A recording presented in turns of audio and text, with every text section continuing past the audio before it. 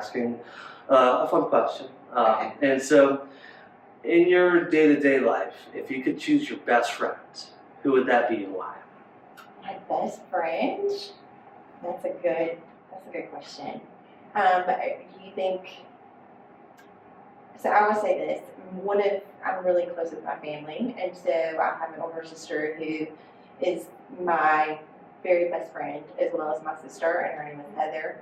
And so her and I just really, we complement each other, and she keeps me grounded and calls me out when I need to be called out. I'm definitely the sister that is a little bit more outspoken than she is. The middle child for sure, and so I'm definitely that typical, middle child. Awesome. Thanks so much. A little more on the flip side. So, with your position here in High Point, tell us about that. Because I know we're in the position of growing the city, like we were talking about a little while ago. And so, what does that look like in your? Yeah, it's a really neat story. I have plenty of different communities that have really just witnessed the expansion and rebirth of High Point, and it's just been something that I think is definitely will go down in storybooks. High Point, we were known as the furniture capital of the world, and we still are, and that really created this awesome just situation where we had to figure out who we were outside of furniture, even though we need to still honor and pay homage to what that is.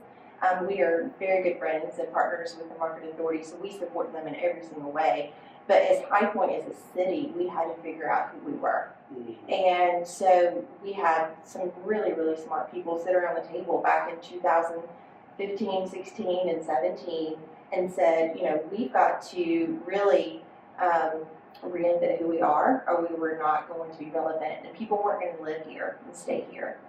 And so, the city was really, they took the chance whenever they started to do the multi-use stadium, which is in our backyard. And, the chamber in itself, we had to absolutely become relevant as well. And so we are over 100 years old. And so we had to absolutely figure out who we were serving and who we were going to be for the community. And that gave us an opportunity to really step into this role of showing up and being who the business is and what the businesses need to grow and succeed. So in tandem with 2017, 2018, when the city was doing the multi-use stadium, our chamber received a grant from the state to do this co-working space, which we originally thought 10,000 square feet.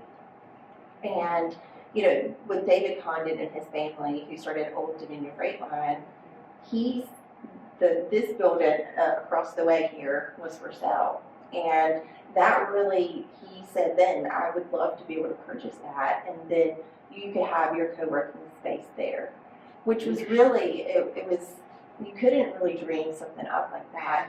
And he asked the chamber to operate this campus as we know now as Condon Yards. So that quickly grew into 200,000 square feet, old hosiery mills completely renovated. Started doing construction November of 2019, and then of course we know what happened in 2020. So with COVID hitting, it actually helped us. But it helped us create and have the time through COVID when the people really stepped out of their houses. Something brand new and shiny was here in High Point, and it was here to meet the needs of our business community, and then also any entrepreneur or someone that needed a place to work. And so, there's amazing stories that have happened here on this campus. But that's really how it started, and really started the point of the relevance of our chamber, and allowed us to really step into who we are today. Yeah, for sure. And I love, how much you mentioned the community, right? Because that is 100% the focal point of, I think, literally everything that we do. And so, out of all that, what's been really, you mentioned Mr. Condon and everything that, the Condon family has done over the last really several years. Right. They've really made their presence known here in High Point in the general area. And so, out of all the stories you could choose of how much the community has supported everything that we do, what would be your favorite story? Oh my gosh, I have so many of those stories where you have to pinch yourself to say, is this really happening?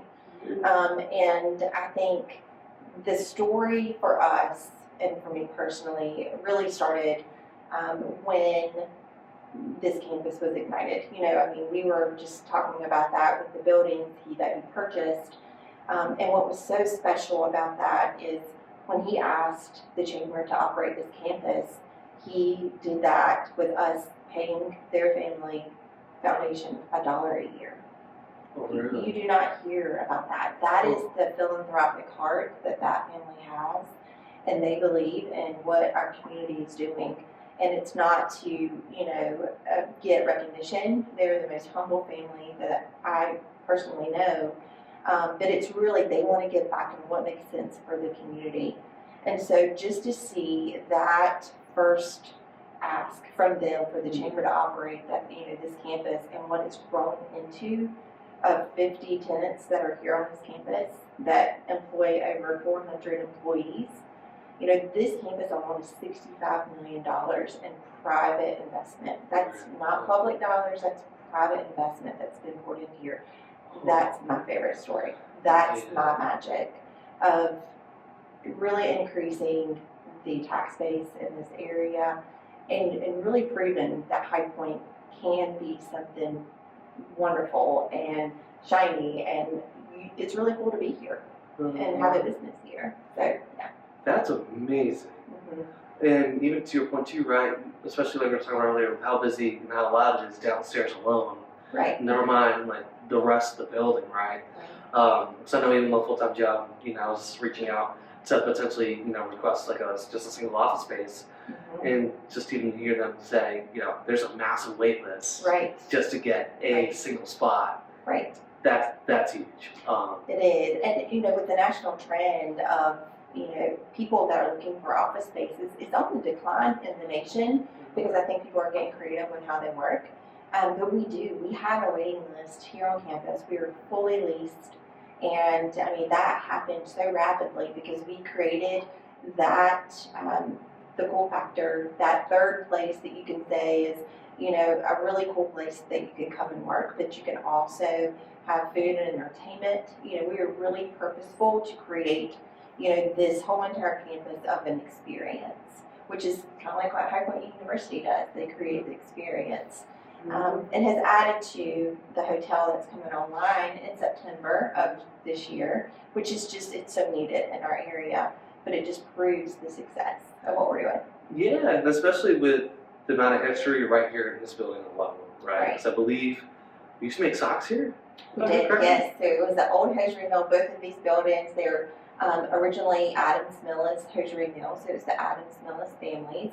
And they made over 3 million socks for World War II military personnel. So if you had any military issued socks, they came from High Point, North Carolina. Really? And so there's multiple stories of families that will come into these buildings and they get emotional. And I wasn't prepared for that because I didn't understand the entire history.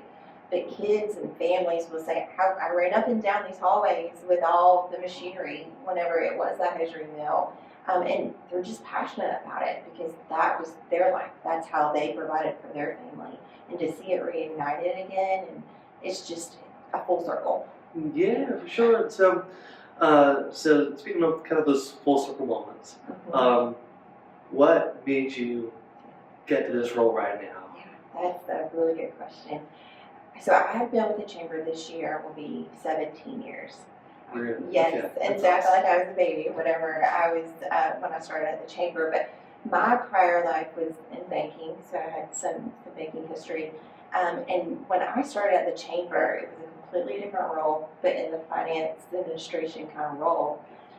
But I had no clue what a chamber of commerce was. When I came for my interview, I had to figure it out really fast. But it was almost like it was a calling because I believe in the mission of seeing businesses grow and succeed. And the special thing for the chamber is there is never one day that is the same. So it keeps you engaged. It keeps you, figuring out new and better ways to help businesses. And High Point itself is so special. And so it's just, we have the unique relationships that happen here and they're very supportive. And as the chamber has just ebbed and flowed with, who we are trying to figure out that piece, I was so passionate about seeing the chamber grow, but seeing the community. I knew it was coming, and I just had to kind of hang on and figure out when that was happening. But we need a strong chamber in the community, and that kept me really engaged. And when the CEO role was open, I knew that it was definitely my time to come to the table and continue this just journey of pushing the community forward. And we have currently women running every large organization that's pushing the community forward. Never thought I would say that in High Point, so That's yay. But the great thing is we're all friends and we have no sharp elbows.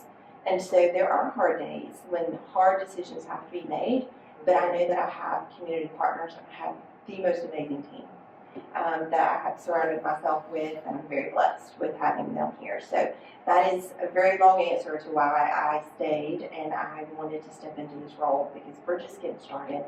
And that's awesome to hear that you have the team, Yes. and that there's no cutting any throats, right? And that Right. you are all together, right? Right. And that's the way it should be. Absolutely. And so, can I start wrapping it all up? Sure. What next? Just Yeah. in terms of the city, the chamber, Yeah, everything that we're absolutely. doing. So what's nice for High Point is we know with all of this growth that we have to focus on housing at High Point. So that is really our battle cry that's going to be for the next couple of years, is really creating a fund. It's the Housing Initiative Fund that will incentivize developers to come and do housing here in High Point. If you do not have the housing, we are not going to be able to support the economic development, the workforce needs that are happening. We won't be able to have them stay and live at High Point. So with rapid growth, you've got to make sure they have a place to live. Mhm. So, we will have a huge initiative from different organizations, including the city, that is going to be focusing on this piece. And currently there's a housing study that's being done that should be out first quarter of this year that really reflects, we will need over 10,000 units of housing. We already are almost there now, but within the next 5 to 10 years, we're going to be that much short of the need. And so we need to absolutely focus on that. Awesome. Yes. And that'll be really interesting to see too. It is.